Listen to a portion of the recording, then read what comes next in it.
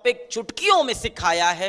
ये खुद BSc in mathematics हैं और 200 से ज्यादा बच्चे या एस्पिरेंट्स इनके पढ़ाए हुए गवर्नमेंट एग्जाम्स में ऑलरेडी सेलेक्ट हो चुके हैं।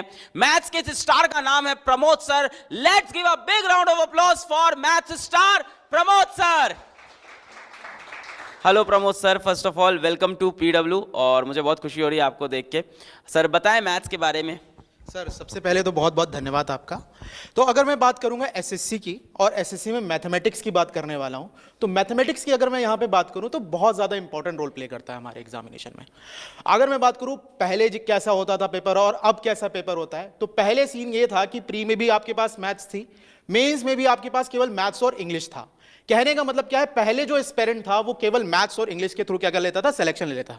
लेकिन पहली बार ऐसा हुआ है, एसएससी ने क्या किया है कि इस बार सारे सब्जेक्ट को इन्होंने बराबर वेटेज दिया हुआ है। ठीक है, और मैथ्स की अगर मैं बात करूं और यहां पे मैथ्स की तैयारी के लिए बात करूं, एसएससी की बात करता हूं तो यहां पे मैथ्स को हमने दो पार्ट में डिवाइड किया है। एक मेरा है अर्थमेटिक और दूसरा मेरा है एडवांस। और अगर मैं वेटेज की बात करूं तो मेरे पास क्या होता है, 40 और 60% का आता है। मतलब अगर मैं बोलूं तो 40% अर्थमेटिक होगी और 60% मेरे पास क्या आने वाला है, एडवांस है। तो सीन ये है कि अगर मैं यहां पे बात करने वाला हूं करता हूं कि मैथ्स की मैं तैयारी कैसे करूंगा और मैं पढ़ाऊंगा कैसे, तो सबसे पहली चीज तो मैं यहां पे आपको फॉर्मूले नहीं बताने वाला हूं। ठीक है ना, आप फॉर्मूले भूल जाइए, आप एक्स भूल जाइए। ठीक है ना, हम सारी चीजों को ऑब्जर्व करके पढ़ाने वाले हैं।